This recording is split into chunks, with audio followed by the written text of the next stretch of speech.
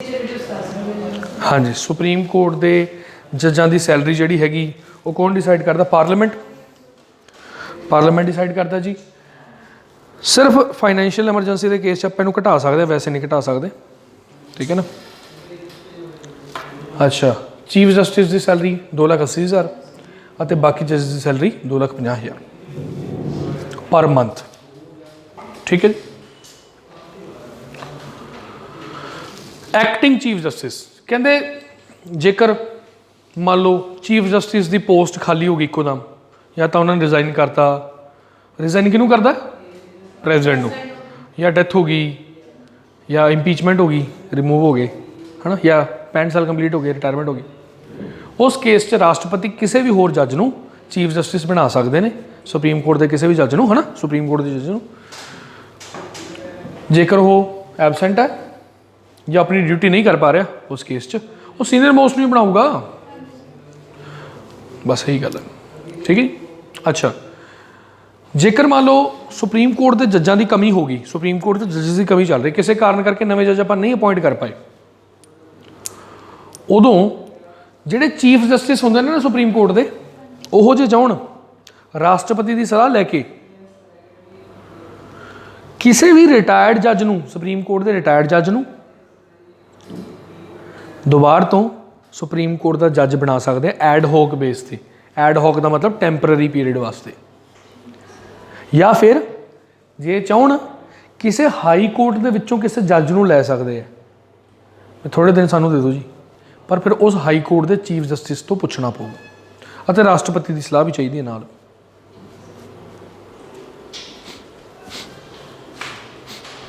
बोलो गल समझ आई कि नहीं आई? ये गल्लां सारियां क्लीयर हो गई। अच्छा, जिहड़े सुप्रीम कोर्ट तो रिटायर हो जाते हैं जज, उन्होंने भी दोबारा मैं तुहानूं दस्सिया भी सुप्रीम कोर्ट के एज अ जज आप अपॉइंट कर सकते हैं, ठीक है ना। चीफ जस्टिस जिहड़ा हैगा वो राष्ट्रपति नाल गलबात करके चीफ जस्टिस की ही करू, चीफ जस्टिस ही करूगा ना टैंपररी तौर पर, या रिटायर्ड जजिस नूं मतलब टैंपररी तौर पर, बस उदा नवे जज नूं अपॉइंट तो राष्ट्रपति करूगा ना जी, वो तो चीफ जस्टिस की सलाह लऊगा। पर हुण जे सुप्रीम कोर्ट जजां की कमी चल रही है तो चीफ जस्टिस करूगा राष्ट्रपति की सलाह लैके, ठीक है। तो जो रिटायर बंदा है उन्होंने पूछ लैणगे सुप्रीम कोर्ट के जज नूं कि हाँ जी सर भी तुसीं आ जाओ थोड़े दिन होर, जिन्ना टाइम तुसीं रहोगे एज अ तुहानूं पूरी फैसिलिटीज़ मिलणगीਆਂ। ये वो केस हुंदा जो 65 साल की उम्र तो बाद भी वो सुप्रीम कोर्ट के विच जज बनते हैं, पर टैंपररी पीरियड वास्ते हुंदा, वो तो 65 साल तो बाद रिटायर हो तुसीं खत्म, ठीक है जी, पूरा टैंपररी पीरियड ये राष्ट्रपति की सलाह लैनी हुंदी है, उस बंदे की जिन्होंने तुसीं सुप्रीम कोर्ट जज बनाउणा वो सलाह तो बिना थोड़ी कर दोगे, जो चाहुंदा तां ही। सुप्रीम कोर्ट कित्थे है जी? साडी दिल्ली 'च है। तो आर्टिकल 130 गल करदा भी सुप्रीम कोर्ट की सीट जिहड़ी हैगी दिल्ली 'च।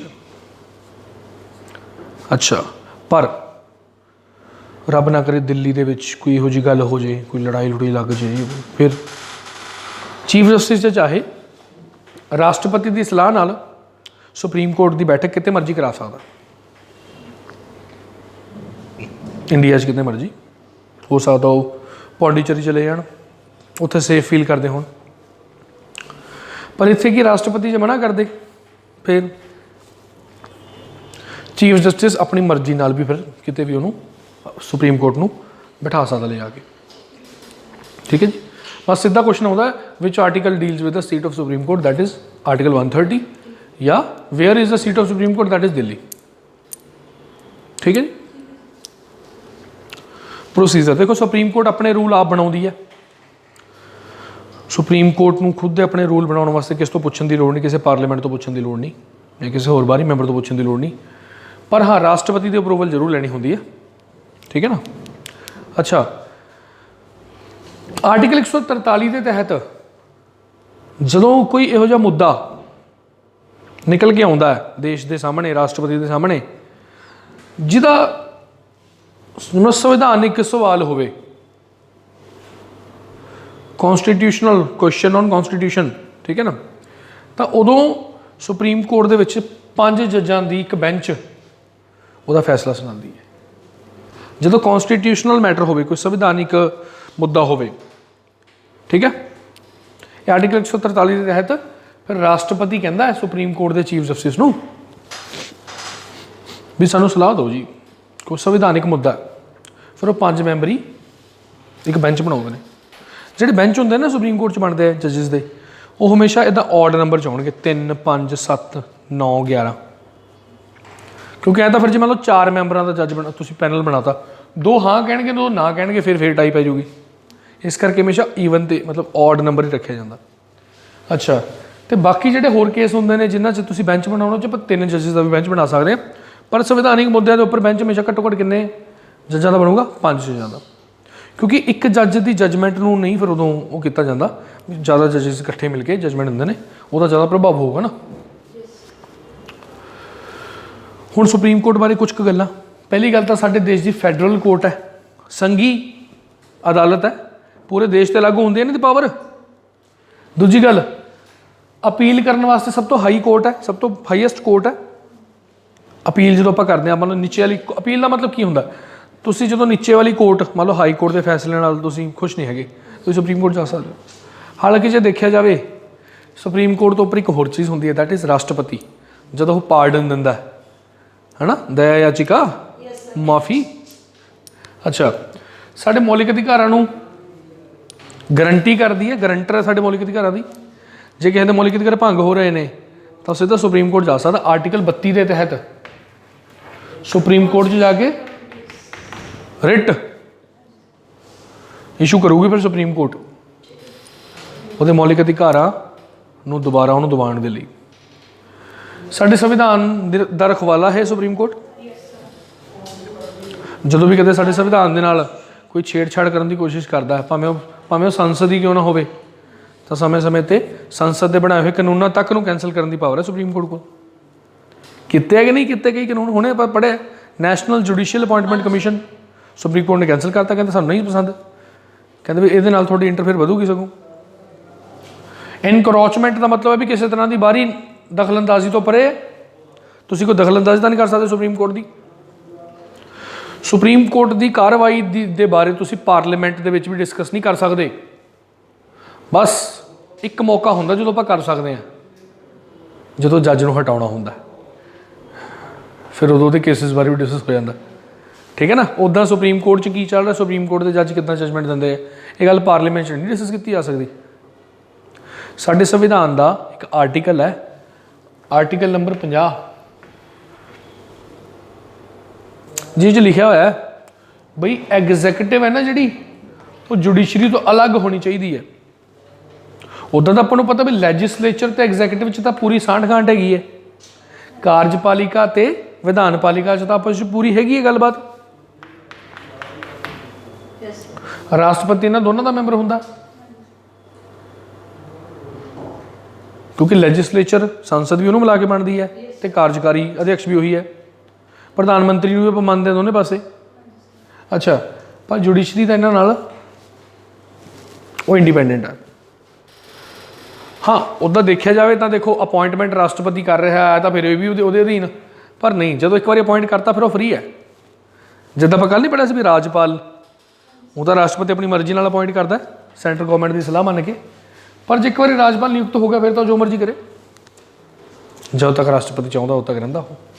ਪਰ ਉਹਨੂੰ ਸੁਪਰੀਮ ਕੋਰਟ ਦੇ ਜੱਜਾਂ ਵਾਂਗੂ ਸਿਕਿਉਰਿਟੀ ਆਫ ਟੈਨਿਓਰ ਨਹੀਂ ਮਿਲਿਆ ਹੋਇਆ, ਇਹਨੂੰ ਆਪਾਂ ਜਲਦੀ ਜਲਦੀ ਹਟਾ ਨਹੀਂ ਸਕਦੇ।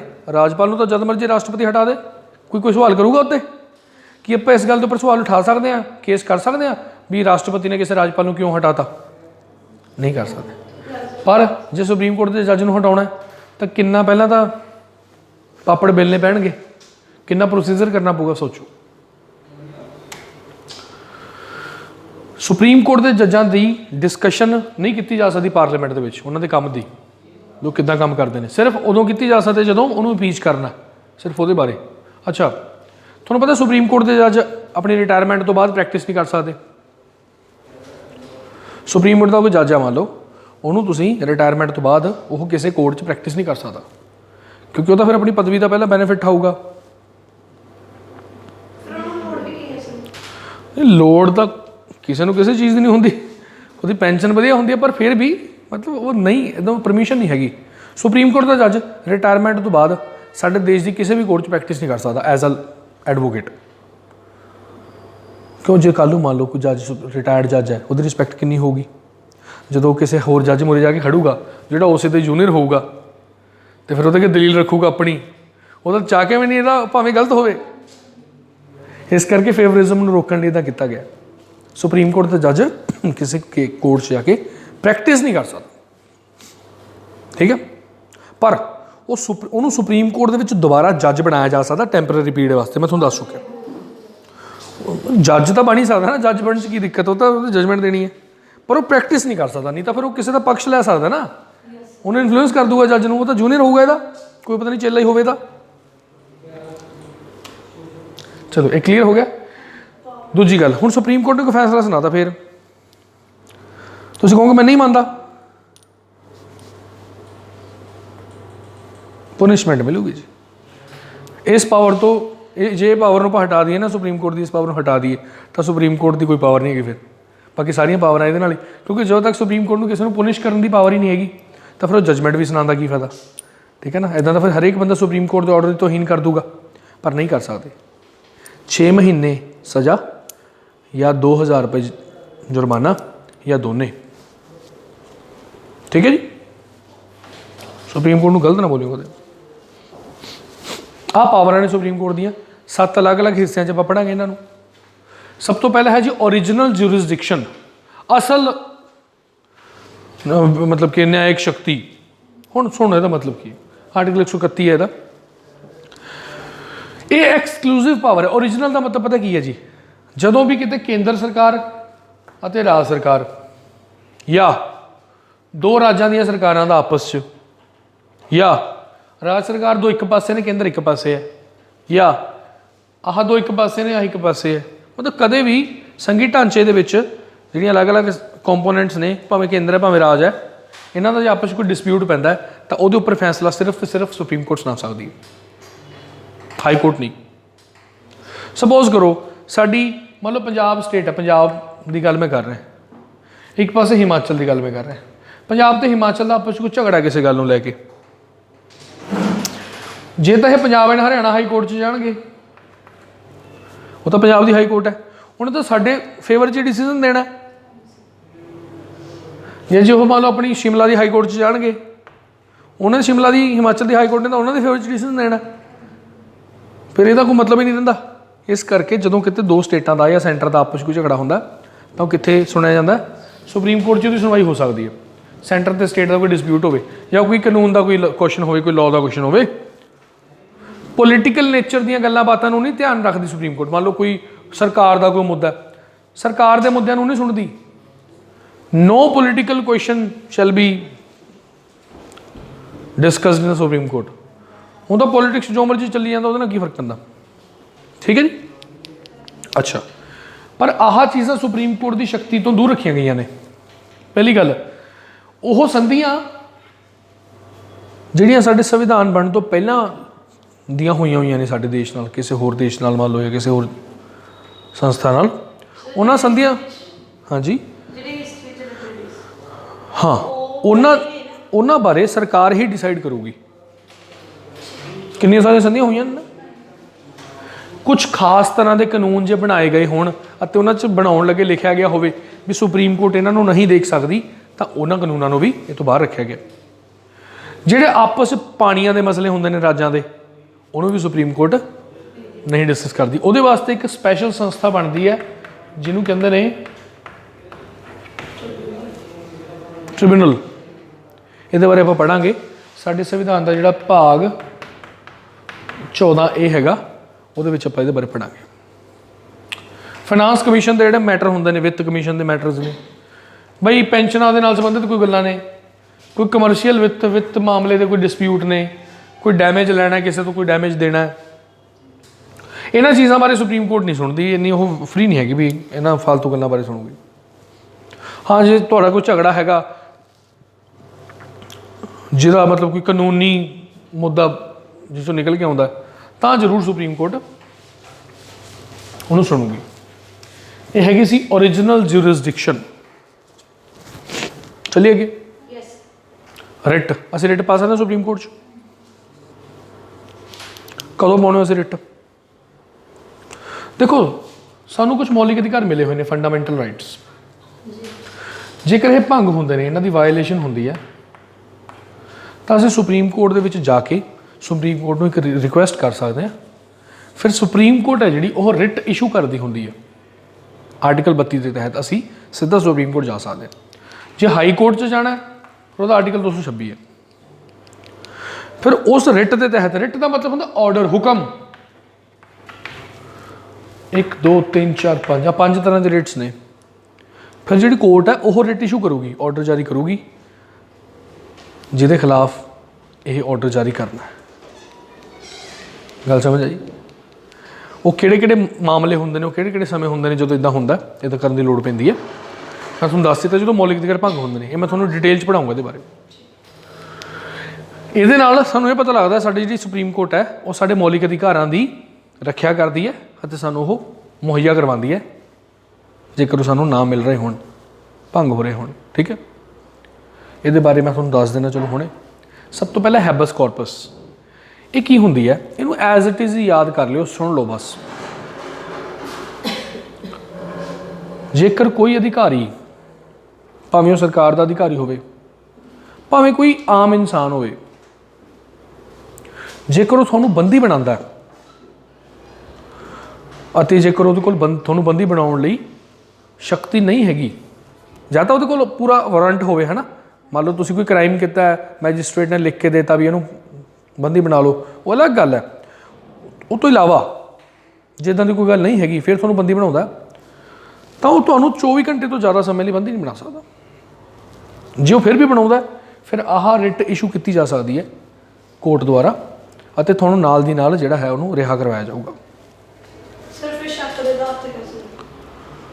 ਸ਼ੱਕ ਦੇ ਆਧਾਰ 'ਤੇ ਕਹਿ ਸਕਦੇ ਆ, ਉਹਨੂੰ ਮਿਕਸ ਨਾ ਕਰੋ ਤੁਸੀਂ। ਪ੍ਰੀਵੈਂਸ਼ਨ ਡਿਟੈਂਸ਼ਨ ਉਹਦੇ ਨਾਲ ਮਿਕਸ ਨਾ ਕਰੋ। ਤੁਸੀਂ ਬਸ ਇਹ ਸਮਝੋ, ਜੇਕਰ ਸਾਨੂੰ ਕੋਈ ਬੰਦੀ ਬਣਾਉਣ ਦੀ ਕੋਸ਼ਿਸ਼ ਕਰਦਾ ਜਾਂ ਬਣਾਉਂਦਾ ਤਾਂ ਅਸੀਂ, ਹੁਣ ਤੁਸੀਂ ਕਹੋਗੇ ਜੀ ਅਸੀਂ ਤਾਂ ਬੰਦੀ ਬਣ ਗਏ ਜੀ, ਅਸੀਂ ਕਿਵੇਂ ਜਾਵਾਂਗੇ ਸੁਪਰੀਮ ਕੋਰਟ 'ਚ? ਤਾਂ ਤੁਹਾਡੇ ਬਿਨਾਂ ਤੇ ਕੋਈ ਹੋਰ ਬੰਦਾ ਵੀ ਤੁਹਾਨੂੰ ਸੁਪਰੀਮ ਕੋਰਟ 'ਚ ਜਾ ਕੇ ਰਿਟ ਪਾ ਸਕਦਾ ਤੁਹਾਡੇ ਬਿਨਾਂ ਤੇ। ਕਲੀਅਰ ਹੋ ਗਈ ਗੱਲ?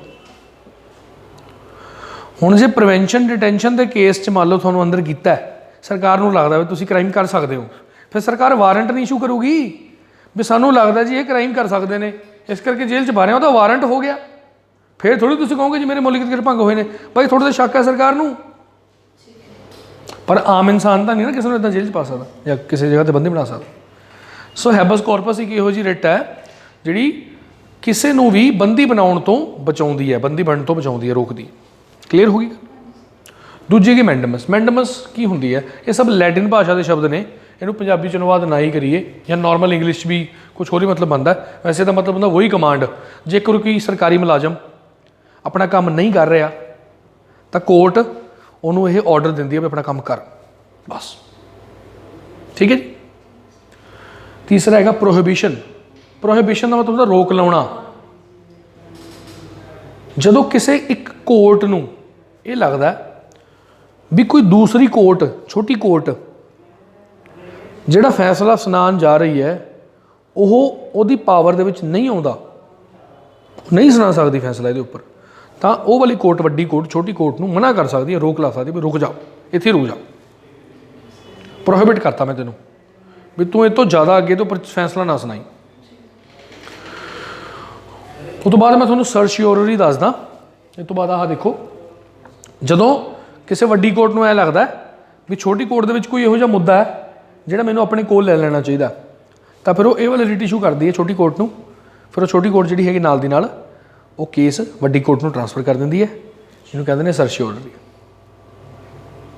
ਠੀਕ ਹੈ। ਕਿਉ ਵਾਰੰਟੋ, ਜਦੋਂ ਕੋਈ ਇਨਸਾਨ ਕਿਸੇ ਪਦ 'ਤੇ ਹੈਗਾ ਪਰ ਤੁਹਾਨੂੰ ਲੱਗਦਾ ਵੀ ਉਹ ਉਸ ਪਦ ਦੇ ਉੱਪਰ ਨਹੀਂ ਹੋਣਾ ਚਾਹੀਦਾ, ਉਹ ਉਹਦੀਆਂ ਰਿਕੁਆਇਰਮੈਂਟਸ ਨੂੰ ਪੂਰਾ ਨਹੀਂ ਕਰਦਾ, ਤਾਂ ਤੁਸੀਂ ਫਿਰ ਇਹ ਵਾਲੇ ਰਿਟ ਪਾਓਗੇ ਜਾ ਕੇ, ਤਾਂ ਕੋਰਟ ਰਿਟ ਇਸ਼ੂ ਕਰੂਗੀ ਸੁਪਰੀਮ ਕੋਰਟ, ਅਤੇ ਫਿਰ ਕੋਰਟ ਉਹਨੂੰ ਪੁੱਛੂਗੀ ਵੀ ਹਾਂ ਭਾਈ ਦੱਸ ਤੂੰ ਕਿਸ ਬਿਨਾਂ 'ਤੇ ਇਸ ਪਦ ਦੇ ਉੱਪਰ ਮੌਜੂਦ ਹੈ। ਕਈ ਵਾਰੀ ਕੀ ਹੁੰਦਾ, ਕੋਈ ਮੰਨ ਲਓ ਰਿਟਾਇਰ ਹੋ ਗਿਆ, ਰਿਟਾਇਰਮੈਂਟ ਏਜ ਕੰਪਲੀਟ ਹੋ ਗਈ, ਫਿਰ ਵੀ ਉਹ ਚੱਲੀ ਗਿਆ, ਆਫਿਸ 'ਚ ਕੰਮ ਕਰੀ ਗਿਆ, ਤਾਂ ਫਿਰ ਉਹਦਾ ਇਸ਼ੂ ਹੁੰਦੀ ਹੈ। ਦੇਖੋ ਇਕੱਲਾ ਬੰਦਾ ਨਹੀਂ ਕਰ ਸਕਦਾ ਇਹ ਕੰਮ, ਹੁੰਦਾ ਤਾਂ ਇਹ ਕੰਮ ਸਾਂਠ ਗਾਂਠ ਨਾਲ ਹੈ।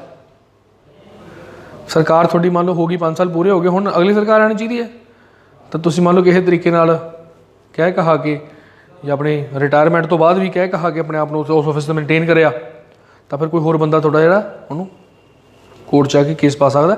ਫਿਰ ਕੋਰਟ ਇਹ ਵਾਲੀ ਰਿਟ ਇਸ਼ੂ ਕਰਦੇ ਕਿਉਂ ਗਰੰਟੋ ਵੀ ਤੂੰ ਕਿਸ ਆਧਾਰ 'ਤੇ ਇਸ ਪਦ 'ਤੇ ਹੈ, ਦੱਸ ਪ੍ਰੂਵ ਕਰ। ਸੋ 5 ਰਿਟਸ ਨੇ। ਜਦੋਂ ਕਿਸੇ ਦੇ ਮੌਲਿਕ ਅਧਿਕਾਰ ਭੰਗ ਹੁੰਦੇ ਨੇ ਉਦੋਂ ਹੀ ਉਹ ਇਨਸਾਨ ਸੁਪਰੀਮ ਕੋਰਟ 'ਚ ਜਾ ਸਕਦਾ ਆਰਟੀਕਲ 32 ਦੇ ਤਹਿਤ ਅਤੇ ਆਹ ਵਾਲੇ ਰਿਟਸ ਪਵਾ ਸਕਦਾ। ਜੇ ਕੋਈ ਹੋਰ ਮੁੱਦਾ ਹੈਗਾ ਇਹਨਾਂ ਤੋਂ ਇਲਾਵਾ, ਕਿਉਂਕਿ ਇਹ ਆਰਟੀਕਲ 32 ਦੇ ਤਹਿਤ ਆਉਂਦੀਆਂ ਨੇ, ਫਿਰ ਤੁਸੀਂ ਸਿੱਧਾ ਸੁਪਰੀਮ ਕੋਰਟ ਨਹੀਂ ਜਾ ਸਕਦੇ, ਤੁਸੀਂ ਹਾਈ ਕੋਰਟ ਜਾਓਗੇ ਆਰਟੀਕਲ 226 ਦੇ ਤਹਿਤ। ਹਾਂ, ਪਰ ਇਹਨਾਂ ਨੂੰ ਲੈ ਕੇ ਤੁਸੀਂ ਹਾਈ ਕੋਰਟ ਵੀ ਜਾ ਸਕਦੇ ਹੋ। ਇਹਦਾ ਮਤਲਬ ਹਾਈ ਕੋਰਟ ਕੋਲ ਰਿਟ ਜਾਰੀ ਕਰਨ ਦੀ ਪੂਰੀ ਪਾਵਰ ਹੈ, ਸਗੋਂ ਸੁਪਰੀਮ ਕੋਰਟ ਤੋਂ ਜ਼ਿਆਦਾ ਹੈ। ਕਿਉਂਕਿ ਸੁਪਰੀਮ ਕੋਰਟ ਤਾਂ ਰਿਟ ਸਿਰਫ ਕਿਸ ਕੇਸ 'ਚ ਦੇ ਸਕਦੀ ਹੈ, ਇਸ਼ੂ ਕਰ ਸਕਦੀ ਹੈ, ਸਿਰਫ ਮੌਲਿਕ ਅਧਿਕਾਰਾਂ ਦੇ ਕੇਸ 'ਚ। Only fundamental rights. ਆਰਟੀਕਲ 32 ਦਾ ਸਬੰਧ ਸਿਰਫ ਮੌਲਿਕ ਅਧਿਕਾਰਾਂ ਨਾਲ ਹੈ। ਆਰਟੀਕਲ 32 ਅਸੀਂ ਮੌਲਿਕ ਅਧਿਕਾਰਾਂ 'ਚ ਹੀ ਪੜ੍ਹਾਂਗੇ। ਪਰ ਹਾਈ ਕੋਰਟ ਦੇ ਵਿੱਚ ਜਾ ਕੇ ਤੁਸੀਂ ਕਿਸੇ ਹੋਰ ਮੈਟਰ ਦੇ ਉੱਪਰ ਵੀ ਰਿਟ ਪਾ ਸਕਦੇ ਹੋ। ਜਿਵੇਂ ਤੁਹਾਡੇ ਪੇਪਰਾਂ ਦੀ ਰਿਟ ਨਹੀਂ ਪੈ ਜਾਂਦੀ, ਉਹ ਹਾਈ ਕੋਰਟ 'ਚ ਪਊਗੀ, ਸੁਪਰੀਮ ਕੋਰਟ 'ਚ ਨਹੀਂ ਪੈਂਦੀ।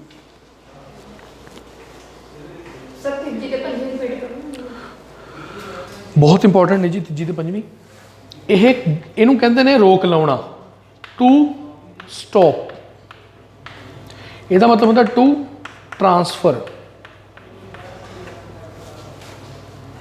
ਵੱਡੀ ਕੋਰਟ ਛੋਟੀ ਕੋਰਟ ਨੂੰ ਕਹਿੰਦੀ ਹੈ ਵੀ ਰੁਕ ਜਾ, ਤੂੰ ਫੈਸਲਾ ਨਹੀਂ ਸੁਣਾ ਸਕਦੀ, ਤੇਰੇ ਕੋਲ ਸ਼ਕਤੀ ਨਹੀਂ ਹੈਗੀ।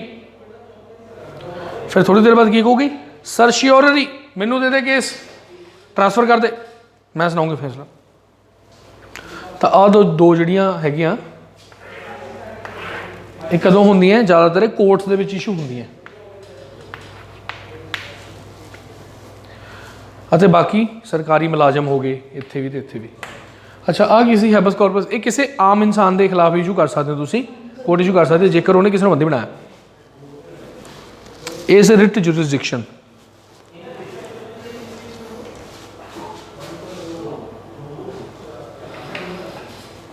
चलिए जी आगे।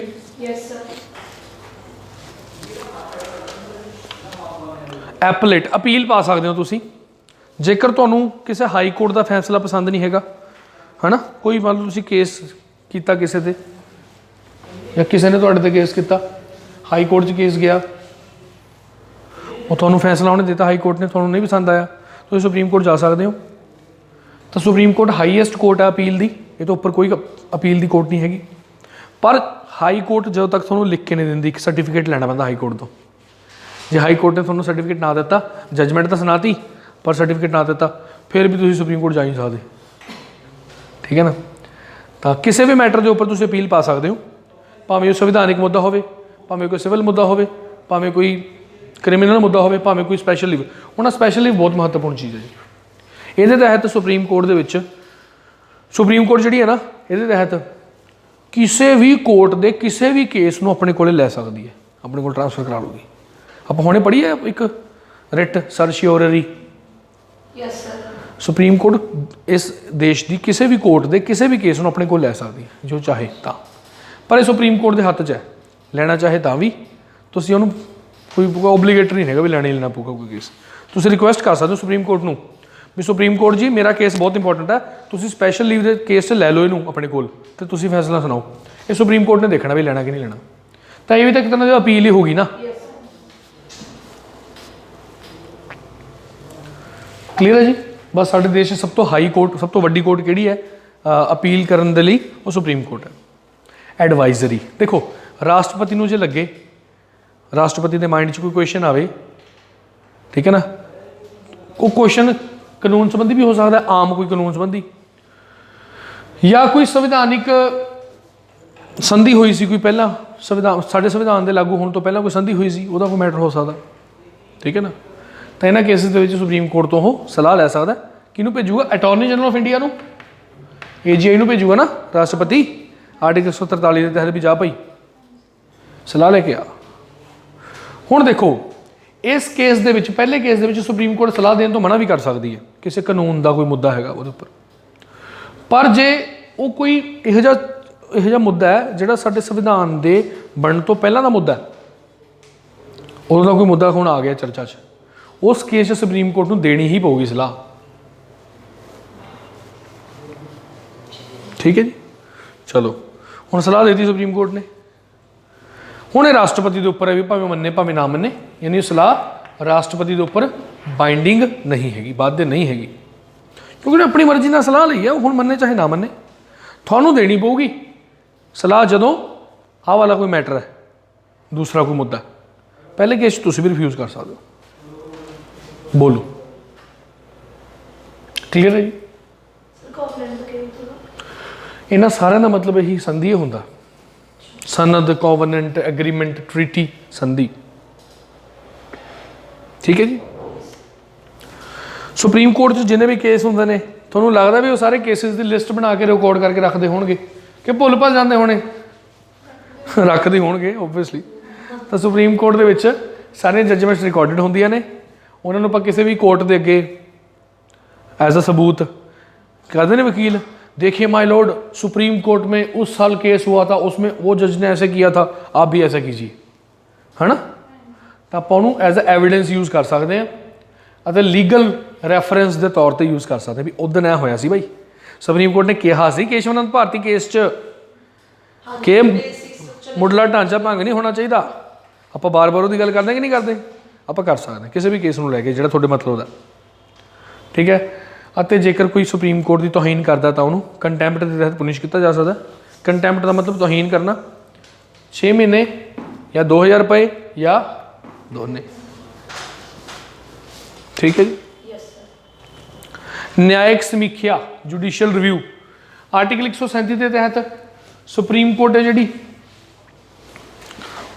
वह किसी भी कानून नूं असंविधानिक घोषित कर सकती है। संसद ने कोई कानून बनाता, सुप्रीम कोर्ट उसकी वैलिडिटी चैक कर सकते, देख सकते भी सही है कि नहीं, आर्टिकल 137 के तहत। अच्छा एक होर आर्टिकल भी है, एक आर्टिकल नंबर 13 भी है साडे संविधान का, मौलिक अधिकार पढ़ांगे भी कोई यह जिहा जे संसद कोई यह कानून बना दे जिहड़ा कानून मौलिक अधिकारों नूं भंग करता होवे तो सुप्रीम कोर्ट उस कानून नूं ही गैर कानूनी घोषित कर दूगी और वो खत्म हो जाएगा कानून। जिवें नैशनल जुडिशियल अपॉइंटमेंट कमीशन, ठीक है जी, भावें वो किसी भावें साडी संसद ने बनाया वो कानून या भावें किसी राज की सरकार ने कोई कानून बनाया, सुप्रीम कोर्ट उन्हें कैंसल कर सकती। ठीक है जी। इन्हों कहते हैं जुडिशियल रिव्यू। अल्ट्रा वायर्स का मतलब होंदा है जेकर सुप्रीम कोर्ट को लगता है भी कोई कानून जिहड़ा हैगा वो गैर कानूनी है, अल्ट्रा वायर्स का मतलब गैर कानूनी, तो गवर्नमेंट फिर उस कानून नूं लागू नहीं कर सकती। क्लियर है जी। Final interpreter of the constitution, संविधान के बारे जिहड़ा अंतिम निर्णायक कह सकता सुप्रीम कोर्ट संविधान की अंतिम निर्णायक। देखो कोई भी राष्ट्रपति या उप राष्ट्रपति के चुनावों के रिगार्डिंग कोई डिस्प्यूट होंदा तो कित्थे जा सकते हैं? सुप्रीम कोर्ट जी जावांगे ना। अच्छा वो तो नीचे होर जिहड़े इलैक्शन होंदे ने वो च हाई कोर्ट भी जा सकते हैं, पर इत्थे आपां सुप्रीम कोर्ट जी जावांगे। दूजी गल, जो यूपीएससी के मैंबर, यूपीएससी बारे पढ़ना आपने संविधानिक अदारियां दे मैंबरों के उपर करप्शन के चार्ज लगते हैं ना, तो उन्होंने इंक्वायरी सुप्रीम कोर्ट करती है। ठीक है जी। सुप्रीम कोर्ट अपनी जजमेंट्स को दोबारा रिव्यू कर सकती है, ओवररूल भी कर सकती है। जिदा सन 1960 च एक केस होया सी बेरूबारी केस, और जो सुप्रीम कोर्ट ने कहता सी प्रस्तावना जिहड़ी हैगी वो साडे संविधान का भाग नहीं हैगी, पर अपने केस में चेंज करता सन 1973 च केशवानंद भारती केस से उन्हें कहता भी प्रस्तावना साडे संविधान का भाग हैगा, तो अपनी अपने डिसीजन को चेंज भी कर सकते सुप्रीम कोर्ट, तो उन्होंने कुछ नहीं कह सकते। ठीक है जी। जे हाई कोर्ट कोई फैसला सुना दे तो उन्होंने उस फैसले को सुप्रीम कोर्ट रद्द कर सकती है, क्योंकि सब तो हाईएस्ट कोर्ट है ना जी, सुप्रीम है जी। सुप्रीम का मतलब क्या होंदा? सर्वोच्च, सर्वोच्च न्यायालय। जो सुप्रीम कोर्ट ने जजमेंट देती वो सारे साडे देश के जिन्ने भी कोर्ट्स ने उन्होंने सारे मननी पऊगी। एक हायरार्की है, हायरार्की भाई सब तो उपर सुप्रीम कोर्ट है, फिर हाई कोर्ट्स ने, फिर डिस्ट्रिक्ट कोर्ट्स ने, फिर लोअर कोर्ट्स ने। शक्ति इदा जाऊगी नीचे नूं, मतलब कमांड इहदी चलूगी सारिਆਂ ते, इन्हां दी इत्ते चलूगी, इन्हां दी इत्ते चलूगी, लाइक दैट। ठीक है जी। क्लीयर हो गए सारे पॉइंट? सो ये सी सुप्रीम कोर्ट। ਹੁਣ ਤੱਕ ਜੇ ਕੋਈ ਡਾਊਟ ਹੈ ਤਾਂ ਪੁੱਛੋ ਜੀ ਸੁਪਰੀਮ ਕੋਰਟ ਦੇ ਵਿੱਚ। ਸੁਪਰੀਮ ਕੋਰਟ ਦੇ ਜੱਜ ਨੂੰ ਹਟਾਉਣਾ ਦੋ ਕਾਰਨ ਹੋ ਸਕਦੇ ਨੇ ਜਿਹਦੇ ਪਿੱਛੇ ਤੁਸੀਂ ਉਹਨੂੰ ਹਟਾ ਸਕਦੇ ਹੋ। ਇੱਕ ਮਿਸਬਿਹੇਵੀਅਰ ਜਾਂ ਇਨਕੈਪੈਸਿਟੀ, ਜੇ ਉਹਨਾਂ ਦੋਨਾਂ 'ਚੋਂ ਤੁਹਾਨੂੰ ਕੋਈ ਲੱਗਦਾ ਵੀ ਇਹਨੇ ਕੀਤਾ ਇਹੋ ਜਿਹਾ ਕੰਮ ਕੋਈ, ਤਾਂ ਤੁਸੀਂ ਕੀ ਕਰ ਸਕਦੇ ਹੋ, ਫਿਰ ਜਿਹੜੀ ਸੰਸਦ ਹੈ, ਸੰਸਦ ਦੇ ਵਿੱਚ ਹੀ ਸ਼ੁਰੂ ਹੋਊਗੀ ਕਾਰਵਾਈ। ਸੰਸਦ ਦੇ ਵਿੱਚ ਜੇ ਲੋਕ ਸਭਾ ਸ਼ੁਰੂ ਕਰਨੀ ਹੈ ਤਾਂ ਘੱਟੋ ਘੱਟ 100 ਬੰਦੇ ਪਹਿਲਾਂ ਇੱਕ ਇਸ਼ੂ ਮਤਲਬ ਰੇਜ਼ ਕਰਨ ਸਪੀਕਰ ਦੇ ਅੱਗੇ ਵੀ ਸਪੀਕਰ ਸਾਹਿਬ ਸਾਨੂੰ ਲੱਗਦਾ ਜੀ ਵੀ ਇਸ ਜੱਜ ਨੇ ਆਹ ਕੰਮ ਖਰਾਬ ਕੀਤਾ ਜੀ, ਇਹਨੂੰ ਹਟਾਉਣ ਵਾਸਤੇ ਇੱਕ ਰੈਜ਼ੋਲੂਸ਼ਨ ਲੈ ਕੇ ਆਉਣਾ ਪਊਗਾ। ਜਾਂ ਫਿਰ ਰਾਜ ਸਭਾ ਸ਼ੁਰੂ ਕਰਨਾ ਤਾਂ 50 ਬੰਦੇ ਘੱਟੋ ਘੱਟ ਲਿਖ ਕੇ ਦੇਣ। ਜਦੋਂ ਉਹਨੇ ਲਿਖ ਕੇ ਦਿੱਤਾ ਤਾਂ ਉੱਥੇ ਦਾ ਚੇਅਰਮੈਨ ਹੈ ਫਿਰ ਇੱਕ ਕਮੇਟੀ ਬਿਠਾ ਦਿੰਦਾ, ਉਹ 'ਚੋਂ 3 ਜਣੇ ਹੁੰਦੇ ਨੇ, ਇੱਕ ਤਾਂ ਚੀਫ ਜਸਟਿਸ ਆਫ ਇੰਡੀਆ, ਇੱਕ ਸਾਡੇ ਅਤੇ ਇੱਕ ਐਮੀਨੈਂਟ ਜੁਰਿਸਟ। ਠੀਕ ਹੈ, ਹੁਣ ਤੁਸੀਂ ਕਹੋਗੇ ਸਰ ਜੇ ਚੀਫ ਜਸਟਿਸ ਨੂੰ ਹਟਾਉਣ ਦਾ ਹੀ ਬਿੱਲ ਆਇਆ ਹੋਵੇ ਫਿਰ ਕੋਈ ਹੋਰ ਜੱਜ ਲੈ ਲੂਗਾ, ਸੁਪਰੀਮ ਕੋਰਟ ਦਾ ਸੀਨੀਅਰ ਮੋਸਟ ਜੱਜ ਲੈ ਲੂਗਾ। ਹੁਣ ਆ ਗਿਆ ਜੀ, ਹੁਣ ਫਿਰ ਜੇਕਰ ਉਹਨਾਂ ਨੇ ਉਹਨੂੰ ਪ੍ਰੂਵ ਕਰਤਾ, ਉਹਨੂੰ ਟਾਈਮ ਦਿੱਤਾ ਹੋਗਾ 14 ਦਿਨ ਦਾ ਵੀ ਭਾਈ 14 ਦਿਨ ਦੇ ਅੰਦਰ ਤੂੰ ਸਾਨੂੰ ਪ੍ਰੂਵ ਕਰਕੇ ਦਿਖਾ ਵੀ ਤੂੰ ਇਹ ਜੇ ਤੇਰੇ ਸਾਹਮਣੇ ਐਲੀਗੇਸ਼ਨਸ ਲੱਗੀਆਂ ਤੇਰੇ ਉੱਪਰ ਉਹ ਸਹੀ ਨੇ ਜਾਂ ਨਹੀਂ। ਜੋ ਕਰ ਦਿੰਦਾ ਤਾਂ ਠੀਕ ਹੈ, ਆਪਣੇ ਆਪ ਨੂੰ ਪ੍ਰੂਵ, ਫਿਰ ਹਾਊਸ ਦੁਬਾਰਾ ਰੀਕਨਸੀਡਰ ਕਰ ਲੂਗਾ। ਜੇ ਨਹੀਂ ਕਰ ਸਕਦਾ ਤਾਂ ਫਿਰ 2/3 ਮੈਜੋਰਟੀ ਦੇ ਨਾਲ ਜੇ ਬਿੱਲ ਪਾਸ ਹੋ ਗਿਆ ਹਾਊਸ ਦੋਨਾਂ ਹਾਊਸਿਸ 'ਚ ਹੋ ਗਿਆ ਸਪੈਸ਼ਲ ਮੈਜੋਰਟੀ ਦੇ ਨਾਲ, ਅਤੇ ਉਹ ਤੋਂ ਬਾਅਦ ਰਾਸ਼ਟਰਪਤੀ ਨੇ ਆਪਣੇ ਆਰਡਰ ਦੇ ਨਾਲ ਉਹਨੂੰ ਰਿਮੂਵ ਕਰ ਦੇਣਾ। ਮਿਸਬਿਹੇਵੀਅਰ ਐਂਡ ਇਨਕੈਪੈਸਿਟੀ, ਸੈਲਰੀ ਕਲੀਅਰ ਹੋ ਗਈ ਸੁਪਰੀਮ ਕੋਰਟ ਦੀ ਜੱਜਿਸ ਦੀ, ਸਟਰੈਂਥ ਕਲੀਅਰ ਹੋ ਗਈ ਕਿੰਨੀ ਹੈ ਵਗੈਰਾ ਵਗੈਰਾ। ਸਾਡੇ 47ਵੇਂ ਚੀਫ ਜਸਟਿਸ ਹੈਗੇ ਨੇ ਨਾ ਅਰਵਿੰਦ ਬੋਬੜੇ 47th। ਹੁਣ ਹਾਈ ਕੋਰਟ ਕਰਦੇ ਹਾਂ ਆਪਾਂ 2 ਮਿੰਟ ਬਾਅਦ।